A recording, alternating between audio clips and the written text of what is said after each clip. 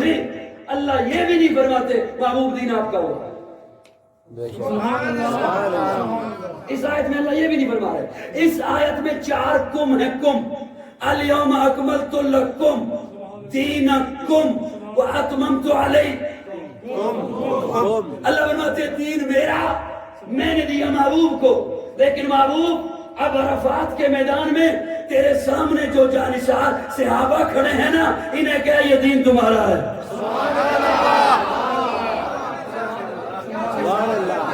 انہیں کہا یہ دین تمہارا ہے. اور چیلم کے ناقبت اندیش پلمبر جن کا دین ہے وہ خود دین میں نہیں ہے.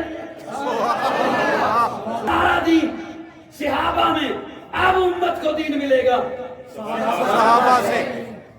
اور کوئی کہے میں صحابہ کے ایمان پہ بھی جیرا کرنے لگا ہوں، تیری کیا حیثیت ہے کہ آپ پدی کیا پدی کا چھوڑ.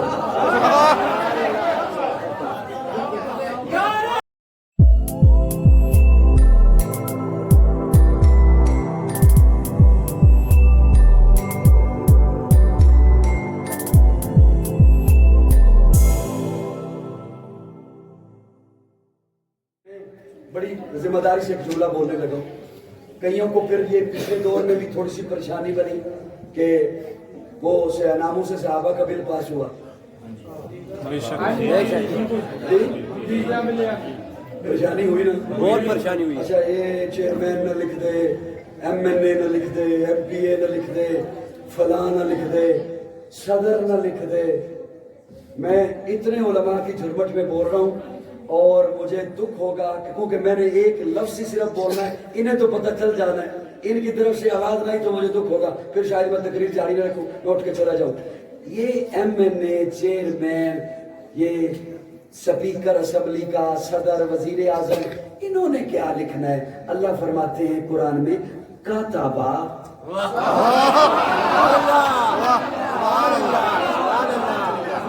اللہ فرماتے ہیں کاتبہ، میں لکھ دیتا. سبحان اللہ، سبحان اللہ. کاتبہ کاتبہ کاتبہ فی قلوبہم الایمان.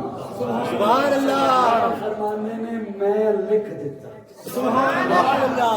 میں لکھ دیتا. لکھ دیتا. توجہ رکھنا، اللہ کی لکھیا کدے تے لکھیا.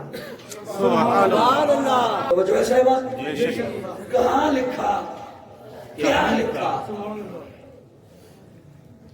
اصل میں بات یہ ہے، کئی شاید ہمارے بزرگ یہ بھی سمجھتے ہوں کہ شاید اس بات کی اتنی ضرورت نہ ہو، انہیں نہیں پتا.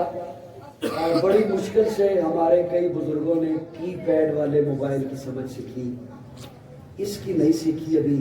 انہیں نہیں پتا سوشل میڈیا پہ کیا ڈرامے بازی ہو رہی ہے. فتنوں کا دور ہے، اور فتنوں کا ایسا دور ہے. آج میں نے جمعہ کے خطبے میں بھی کچھ دوستوں کو بتایا کہ حضور صلی اللہ علیہ وسلم نے فرمایا تھا کہ بندہ صبح کو مسلمان ہوگا، شام کو کافر ہوگا، شام کو مسلمان ہوگا. اس سے بھی بڑی بات سنانے لگا. پیارے آقا صلی اللہ علیہ وسلم نے فرمایا فتنوں کا ایسا دور آئے گا کہ ایک مومن بندہ قبر کے اوپر کھڑے ہو کر کہے گا کاش یہ قبر میری ہوتی، میں دنیا سے اس وقت گزر چکا ہوتا، ایمان بچانا اس قدر مشکل ہو جائے. اس سے بھی اگلی بات سنانے لگا ہوں. پیارے آقا صلی اللہ علیہ وسلم نے فرمایا اس قدر فتنوں کا دور ہوگا کہ ایمان بچانے والے، اپنے ایمان کی فکر کرنے والے آبادیوں کو چھوڑ کر جنگلوں کا رخ کر لیں گے کہ ہمارا ایمان بچ جائے. ہم اس دور سے گزرے. اس لیے میں ضروری سمجھتا ہوں اپنے نوجوان کے ایمان کے گرد باڑ لگے. میری بات سمجھ آ رہی ہے؟ اور یہ جو فتنہ اس وقت سر اٹھا رہا ہے، اس کا اسے تو بہانا چاہیے صحابہ پر تبرہ کرنے کا، صحابہ پر انگلی اٹھانے کا. موقع ہو یا نہ ہو یہ ڈھونڈتا ہے. ابھی حالیہ دنوں میں اس نے ایک بکواس کی، کہتا ہے یہ جو فلسطین میں جنگ ہے، اب حالانکہ کتوں کو نہیں بنتی، لیکن کسی بھی برتن سے وہی چیز نکلتی ہے جو اندر ہوتی ہے۔ کسی برتن میں پانی ہے، اس سے دودھ نہیں نکل سکتا، اس کے اندر کی خباثت، ضلالت، اس کے اندر کا گند وہ نکلتا ہے۔ اب اس میں تک بھی نہیں بنتی۔ کہتا ہے یہ جو فلسطین کی جنگ ہے، یہ فلسطینیوں کو، حماس کو کیا ضرورت تھی اتنی بڑی پاور سے پنگا لینے کی؟ اب اگلا جملہ دیکھیے، یعنی کہ بندہ دنگ رہ جاتا ہے اس کی خباثت دیکھ کر، اور اس کے سننے والے وہ اپنے ایمان کی فکر کرے۔ یہاں میری بات پہنچ رہی ہے یا سوشل میڈیا کے ذریعے جہاں جہاں پہنچتی ہے، اس کے سننے والے اپنے ایمان کی فکر کریں۔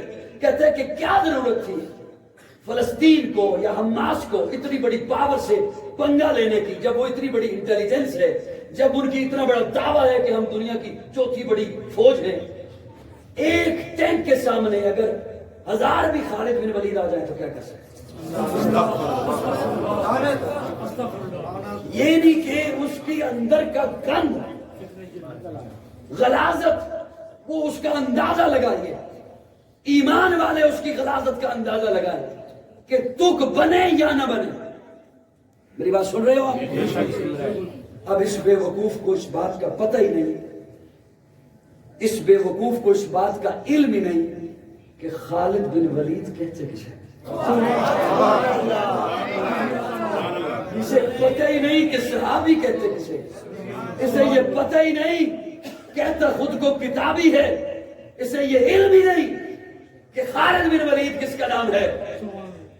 مسجد میں مشورہ ہو رہا تھا، صحابہ آپس میں مشورہ کر رہے ہیں کسی محاذ پر لشکر تیار کرنے کے لیے، اوپر سے خالد بن ولید آ گئے۔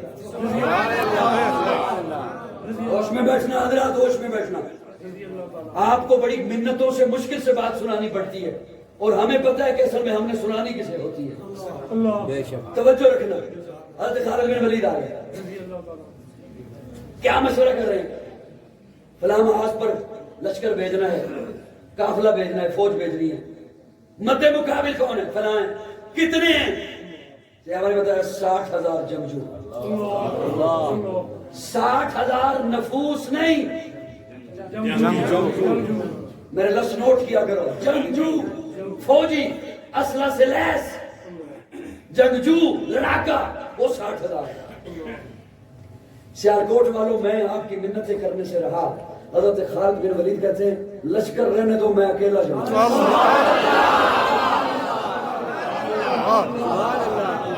لشکر نہیں، میں اکیلا جاؤں گا۔ صحابہ کہتے ہیں حضرت 60,000 جنگجو ہیں۔ فرمایا پھر کیا ہوا؟ میں اکیلا جاؤں گا۔ صحابہ پاؤں میں پڑ گئے، حضرت کیوں نہ کریں، 60,000 ہیں۔ بڑی منتوں کے بعد، بڑی مشکل کے بعد مشورے میں یہ طے پایا صحابہ کے ساتھ حضرت خالد بن ولید کا کہ وہ 60,000 ہے نا، مجھے 60 صحابی دے دو۔ مجھے کتنے دے دو؟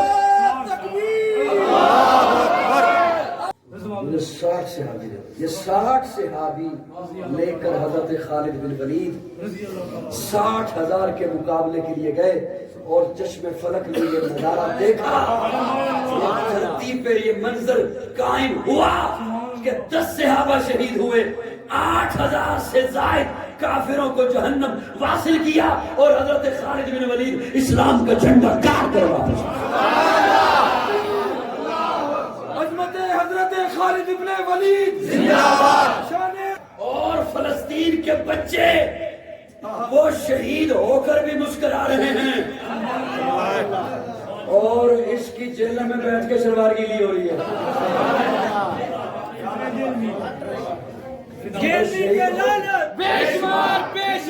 وہ شہید ہو کے بھی مسکرا رہے ہیں، وہ شہید ہو کر بھی مسکرا رہے ہیں، اور چھوٹے چھوٹے معصوم بچے، ان کی تربیت تو دیکھیے۔ کیوں کیوں سیالکوٹ والا دکھ ہوگا، میرا جملہ ضائع گیا، میں تفصیلات والا بندہ نہیں، چھوٹے جملے میں باتیں کہنے کا عادی ہوں۔ دکھ ہوگا، کیوں ایسے ہے؟ سوچئے تو صحیح، اس لیے کہ وہ فلسطین کے نفوس، وہ بچے وہ ہیں جو صحابہ کی اولادیں ہیں۔ سے اندازہ لگا لیے صحابہ کیا تھے. سبحان اللہ سبحان اللہ. صحابہ کی اولاد ہے. بے شک. وہ شہید ہو رہے ہیں, ایک دوسرے کو بچے کلمہ پڑھا رہے ہیں. سبحان اللہ. کلمہ نہ بھی پڑھائیں تو جنتی. وہ اس لمحے میں, اس زندگی کے آخری سانس میں کلمہ نہ بھی پڑھے تب بھی جنتی ہے. وہ تب بھی جنتی ہے. لیکن ان کی ذرا تربیت تو دیکھیے. اور ایک بچہ تو بول کے اپنی ماں کو کہتا ہے ہائے ہائے ہائے, کہ اس وقت اگر جبریل امین بھی آ جائیں اور کہیں کہ کیا ضرورت ہے میری مدد کی, تو میں کہوں گا پیچھے ہٹ جاؤ.